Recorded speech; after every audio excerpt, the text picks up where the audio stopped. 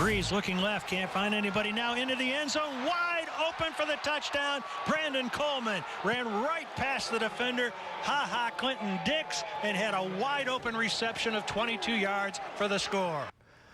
That touchdown pass in the third quarter helped the Saints gather momentum for their comeback win over Green Bay. And the voice of the Saints, Jim Henderson, joins us with his Black and Gold Rewind. Jim, did you expect to be here earlier in the year, 4-2 and sole possession of first place? No, I can't say that that's the case, John. The way they started the season with those 2 losses, especially the one to the Patriots at home, no, I never saw a 4-game winning streak on the horizon, but they're playing awfully well, and the schedule looks good from here, so we'll see what happens. You know, some people kind of expected the Packers to sort of, roll over without Aaron Rodgers. Obviously, it's an NFL team, and you're playing on the road if you're the Saints, so, they didn't exactly lay down, especially in the beginning. No, they didn't. The Saints had some problems with some run fits early, and Aaron Jones certainly had a good first half against them. Then finally, they really shut him down in the second half. He totaled 131 yards, but they only gave him 34 in the second half, and Hundley was going to be really cautious. I mean, the passing game was virtually totally shut down. When you have a leading receiver, as they did, being their tight end, Artellus Bennett, and he caught 2 for 17 yards. He's their leading receiver. The longest completion that Hundley was allowed to or could throw was for 14 yards. He's going to throw primarily short passes. He was inaccurate when he tried to go downfield at all. And once the Saints, I think, diagnosed how they were going to be played defensively at halftime, they were able to pretty much control the second half. Only gave up 3 points the final 30 minutes of the game. That first drive obviously was impressive by the Packers, but after that, not that much offense. The Saints had something like their 10th takeaway during the 4-game winning streak here. Last year, the year before, they weren't getting hardly any takeaways. So obviously that's a major factor, isn't it? Encouraged by that, certainly so. Vaccaro's interception ended the game, his second in 2 weeks. The Saints are breaking up a lot of passes. Marshawn Lattimore really looks like a great corner. He's really solidified that position. Crawley's been up and down, but Vaccaro's having a heck of a year. The linebacking core certainly improved over a year ago. And so there are a lot of things to take away from this game and from their recent performances that encourage you, especially this young defense coming together. All right, so the question is, how good are they? Well, they've got the Bears coming into town and then Tampa. Those will be 2 big games. The Bears have really put together some crazy statistics.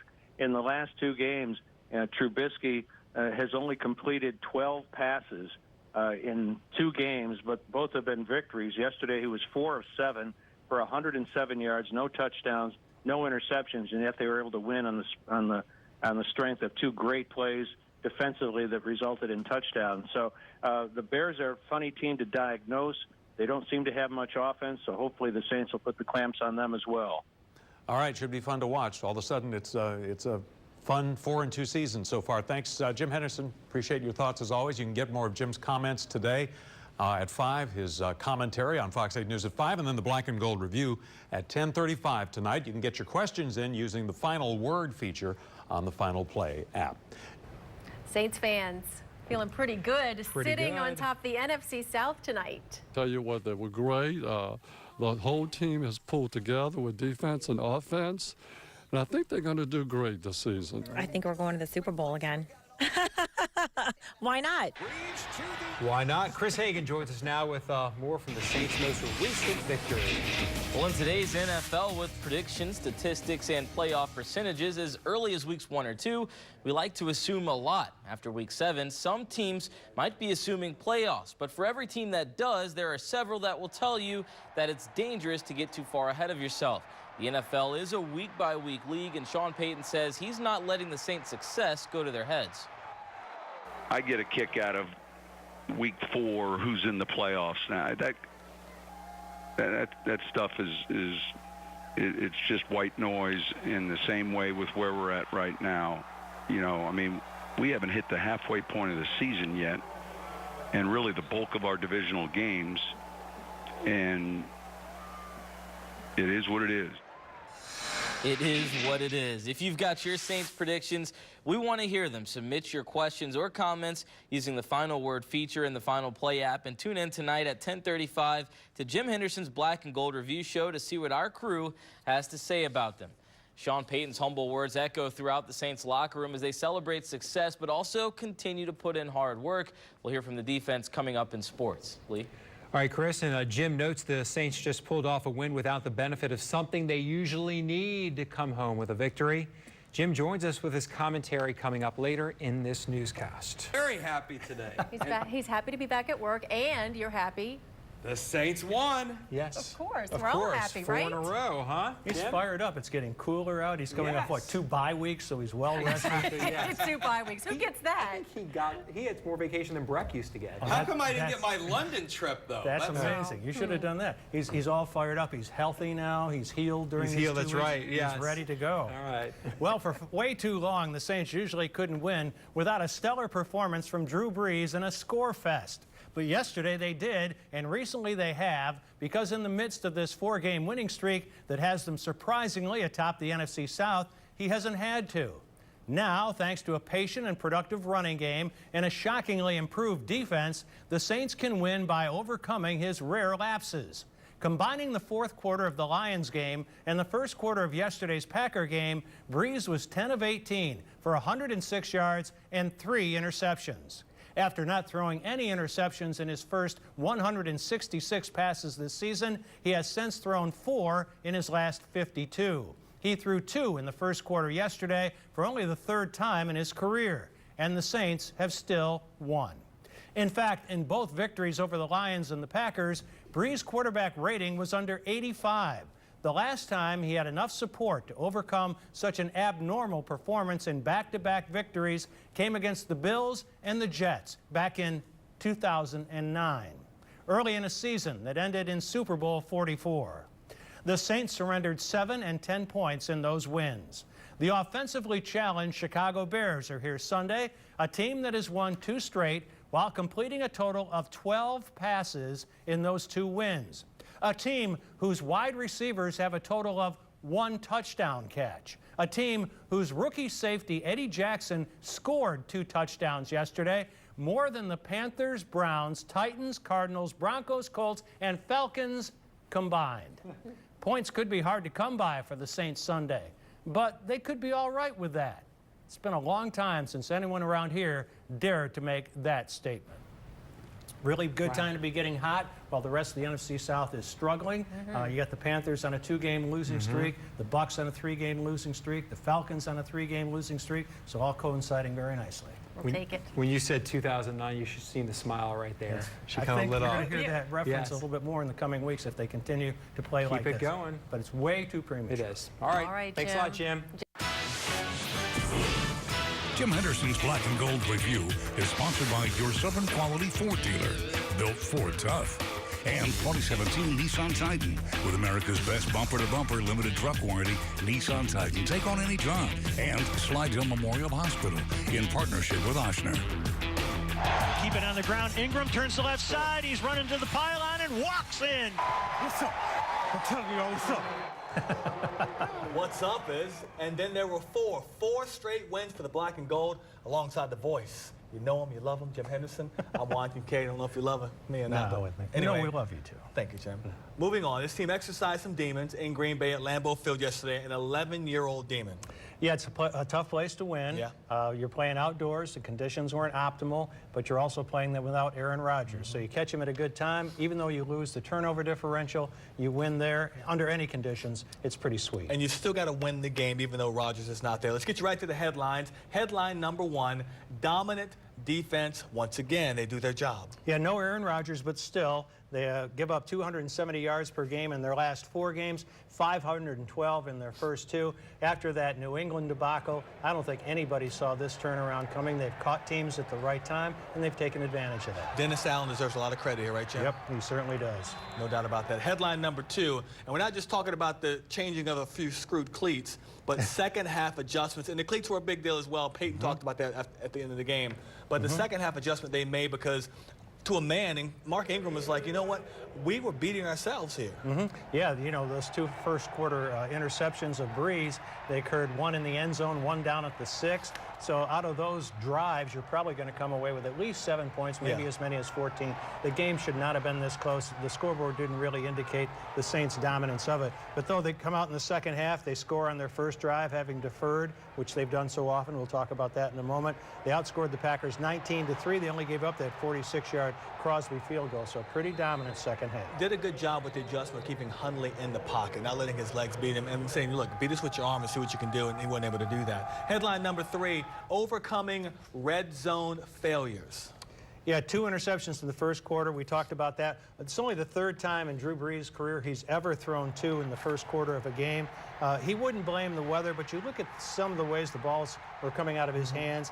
They weren't really tight spirals. You know, he's all about accuracy. I think it did impair his accuracy, but to his credit, he certainly wouldn't use that as an excuse. A lot of the players said that after the 2 turnovers, they still believe there's something about this team now. There's a belief that they're going to get the job done because they've shown it in the previous 3 games. Well, what does Sean Payton always say? Something about confidence comes from shown ability. Shown ability, that's right. So they've shown the ability. It's paid off in victory. And you can see a team that's growing in confidence, a team that is playing complementary football. The special teams really haven't had to contribute that greatly yet, but there'll be a time when they have to. They haven't been beaten because of special teams failures, but it's been the defense rallying to the offense. You're right about that. Headline number 4, Breeze's burden has been lifted for now. They've had a lot of turnovers in the last 4 quarters. None before that, but the burden lifted. Yeah, 4 interceptions in the last 2 games. Both wins, however, by 2 possessions because the defense, as we've mentioned, has come to the rescue. The Saints are relying far more on their running attack. They're a lot more consistent in their running game. They're more patient with it.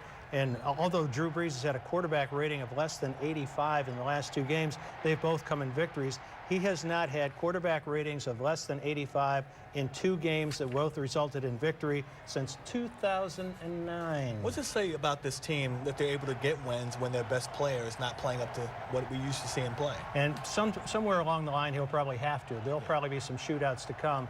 But I don't think he minds this at all. I think he's really pleased with what he's got. Mark Ingram has really come along as both a receiver and a runner. He had a lot of yards after contact yesterday. We all know what Alvin Kamara has been, and that's a great surprise. So they've got weapons in the running game and the passing game that they haven't had in years past. It's been fun to watch so far, and nice to see this team on a winning streak. When we come back, we bring in Sean Bazam. He's got the film room study. He's been there all day and has nothing but praise for the unsung play of Josh Hill, the tight end. You don't want to miss that insight. And we'll answer your questions, including the renewed coaching staff's role in the rejuvenated Saints.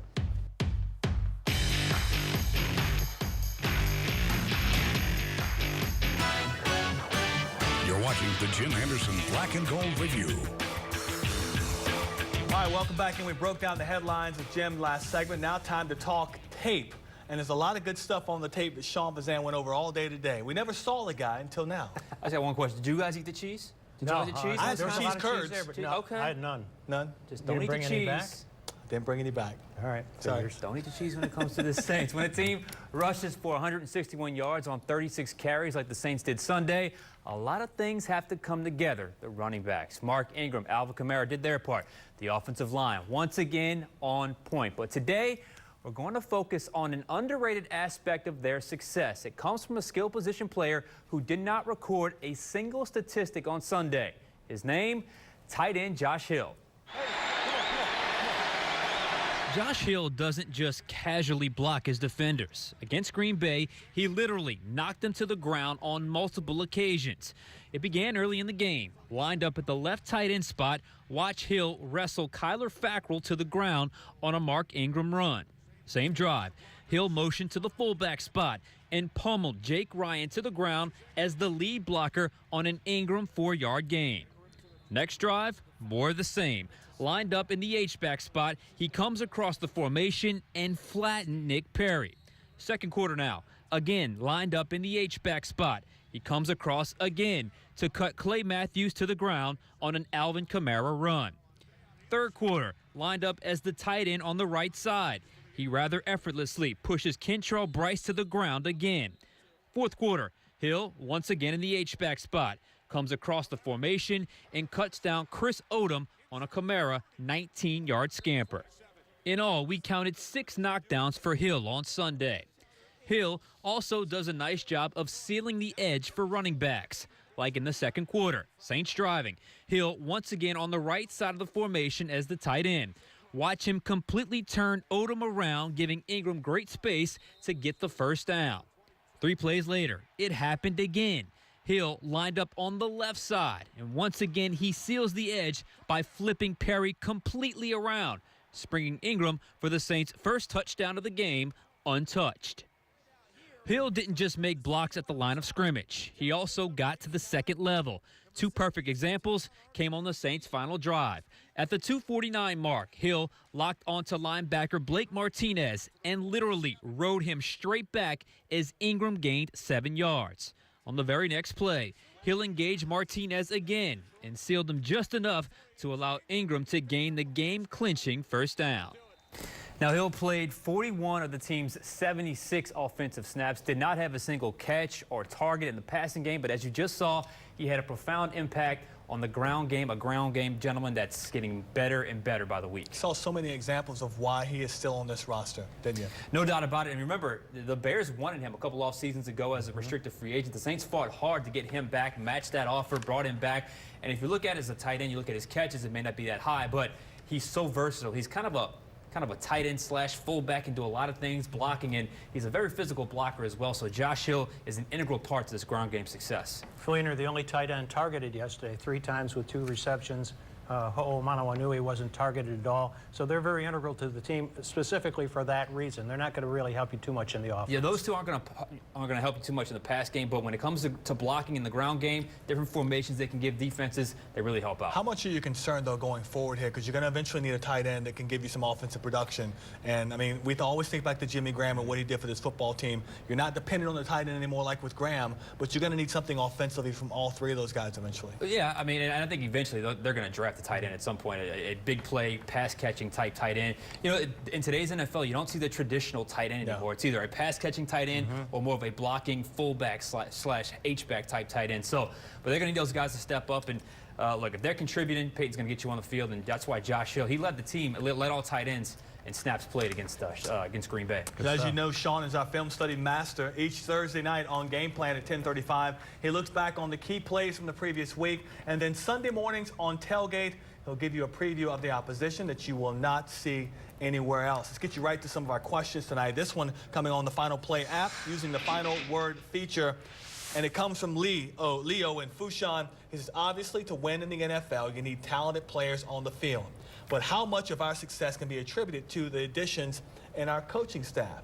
Well, I would say a lot of it. Let's look back. In January, they fired Joe Vitt and also his assistant, James Willis, longtime, especially Joe Vitt, coach of the linebackers. That was a perennial weakness, it seemed, under Joe Vitt, most recently with the people that they picked up in free agency and also those who they drafted. Stephon Anthony was a washout, about the only draft choice that ever made any sort of impact as a linebacking player who'd been taken. Greg McMahon, he was a longtime Whipping Boys, the special teams coach. Stan Kwan was his assistant. Bill Johnson had been the defensive line coach forever.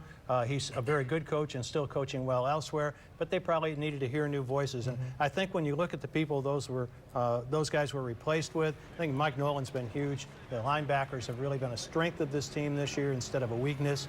Ryan Nielsen, the defensive line coach, it's his first year in the NFL. He came from NC State, but he's got a lot of enthusiasm. Probably a bit different from Bill Johnson in that regard because he's younger and fresher. Brad Banta, the special teams coordinator, he was assistant special teams coordinator with Washington before he came here. You know, he kind of drew Peyton's wrath yesterday because of the breakdown in the extra point that Lutz had blocked. He's probably going to hear from Peyton before the rest of the season is over.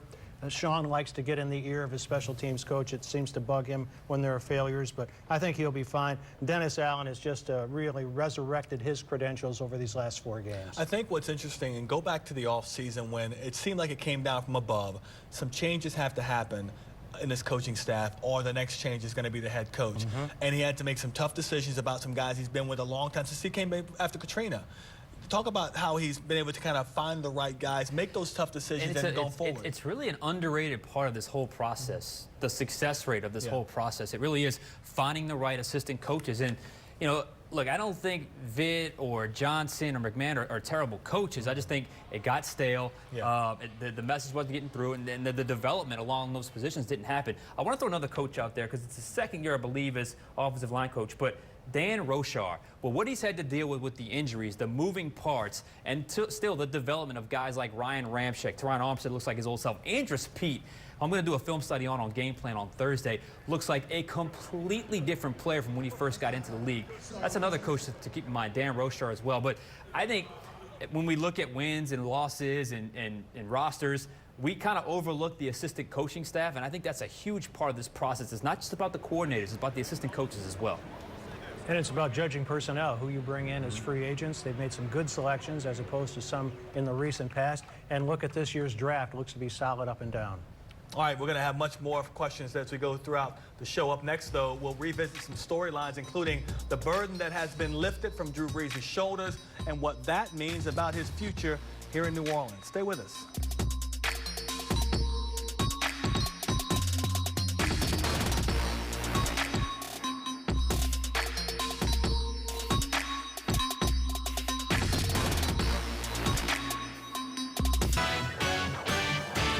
The Jim Henderson Black and Gold Review. All right, welcome back in. Knowing what we now know, let's revisit some of our storylines from earlier in the show. And we're going to begin with defensive dominance. I mean, this team once again is showing that they can win a football game on that side of the ball, something we didn't think we could say when the season began. Then again, no Aaron Rodgers. This guy, Hundley, inexperienced, first start in the NFL. They kept him under wraps. They really didn't allow him to throw the ball much downfield. Mike McCarthy's getting a lot of criticism in Green Bay today for that. They should have taken the training wheels off this guy, is how one of the people in Green Bay put it. But boy, what a job they did against them. 79 yards passing for the Packers, 3 yards per pass play. Their longest reception was 14 yards. Martellus Bennett, their tight end, never known as a receiver recently, was their leading receiver in the game with 2 catches for 17 yards. Well, a lot of that has to do with Green Bay, to be honest. They stayed most of that game in base and heavy personnel. The Saints probably played more base defense yesterday than they had pretty much all season long. Again, it goes back to kind of handcuffing Brett Hundley. Mike McCarthy, I think, realized after the game, you can trust him a little bit more with your offense. But Dennis Allen, he's in that sweet spot right now. He knows his personnel. He knows what they can and cannot do. You see the personnel tweaks.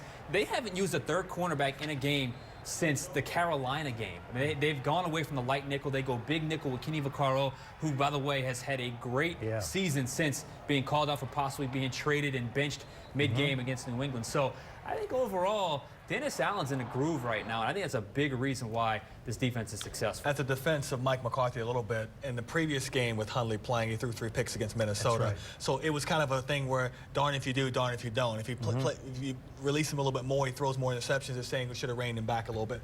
Couldn't win there. All right, the other thing we want to revisit here, Brees' burden has been lifted a little bit here, Sean, with the turnovers. Yeah, again, I'm starting to see a little bit of a different identity forming here with the Saints offense. They're not as explosive on the edge with their wide receivers other than Michael Thomas. No, Ted Ginn had a good game yesterday, but that was more of a lightning in a bottle type situation. They're not as explosive out of the tight end position as we said last block, but they're very explosive at the running back position, and they're very strong up front with their offensive line and blocking tight ends. So you kind of see a little bit of a shift here in identity offensively where Brees is not being asked to throw 350 yards a game, although he can do that. But I think, and you add in the fact that you have a pretty complete defense right now, or at least playing that way right now, you don't necessarily need number 9 to be Superman every week. That's good, because maybe, some weeks when they need him, it'll be there. But if you're relying on that every single week, as we've seen, that's not always the best philosophy. So I think right now it's a good formula to have. And in these 4 victories, they haven't been far behind, and oftentimes not behind at all, so they can stay with the game plan longer. Don't have to rely on Drew throwing the ball all over the lot. I think you mentioned they've been deferring with the last 4 games. They've scored in their first possession in 3 of those. That's correct. That does help. All right, let's get to another question. This one from Brian Lewis in New Orleans East. He says, at this point, considering the current success and all the promising young players resulting in a playoff season, will Drew Brees be back next year? We've kind of gone back and forth on this for the last couple of weeks, talking about this. Look, it's easy to say it after a win. He's coming back.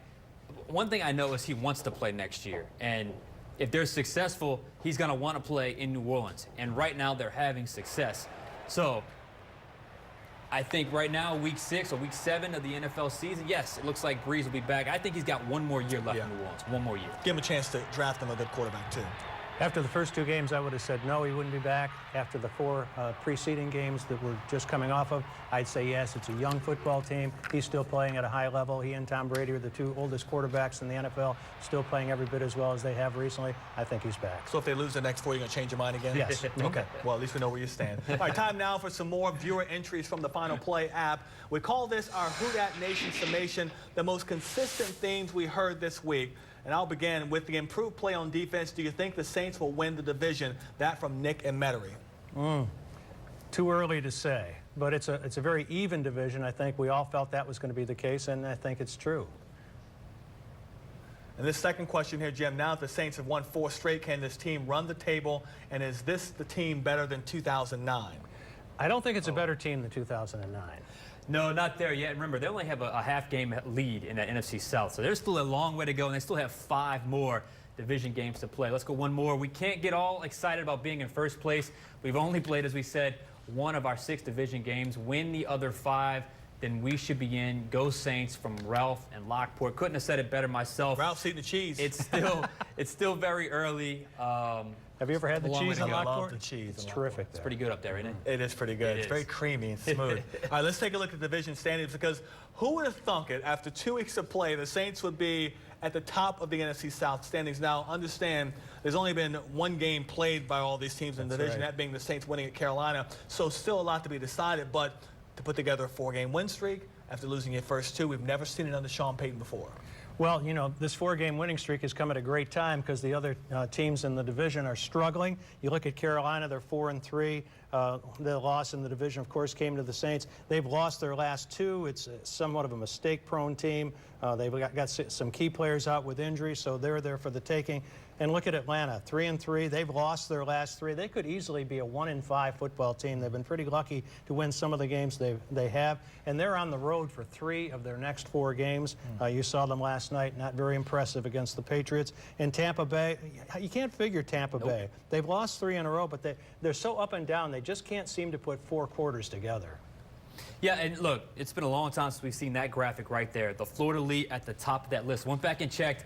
Jim, it was week 15 of the 2014 season. Remember, that was that crazy year where everybody in the division really did not play well. They were 6-8 and sat atop the NFC South. That was the last time they were atop the NFC South. Still a long way to go, but you know, that was something we would have said back in 2010, 2011 that, you know, hey, atop the division is commonplace. But now it kind of goes to show how long it's been since they've had this kind of success. And hopefully they can remain that way, but still a long way to go. It's nice to see and nice to enjoy it right now. Sean, thanks for being with us once again. Nice job as usual. Coming up, the Bears come to town with a very curious formula for winning that has given them 2 straight victories with former North Carolina Tar Heel, Mitch Trubisky, playing quarterback.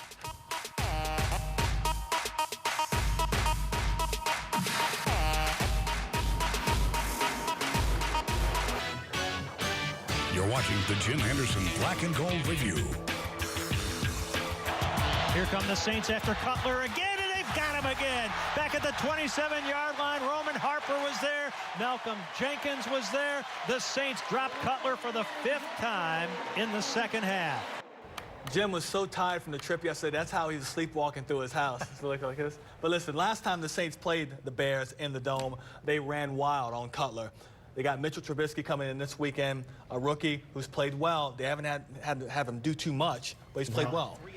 Very low-key offense, not taking any chances with the ball, the rookie that he is. But they pulled Mike Glennon when they're off to such a terrible start. Under Trubisky, they've gone 2-1. But yesterday they beat the Panthers 17-3 with an offense that only had 5 first downs. And he yesterday was 4 of 7. He's had 12 completions in their last 2 games with both victories for 100 yards, no touchdowns, no interceptions. It's like watching the old Ravens offense when they had that great defense and they won the Super Bowl. On the defensive side of the ball, it's where Chicago hangs its hat. It's always been a defensive-minded football team, even back to the days of Ditka. But this team is good on defense, and they found out over the weekend again. Another reminder. Bear down, Chicago Bears. 2 defensive touchdowns by rookie safety Eddie Jackson, who went to Alabama. He did it yesterday on the anniversary of his broken leg that he tied a year ago. The kid's got great skills. They got him in the 4th round because of that broken leg, and he had 2 returns in excess of 70 yards for touchdowns. All right, well, we're going to leave it right there. Until then, for Jim and Sean and everyone here at Fox 8, I'm Juan Kincaid. Thanks for watching the show tonight. We always like to have you with us. Our next newscast at 4:30 in the morning. Have a great night.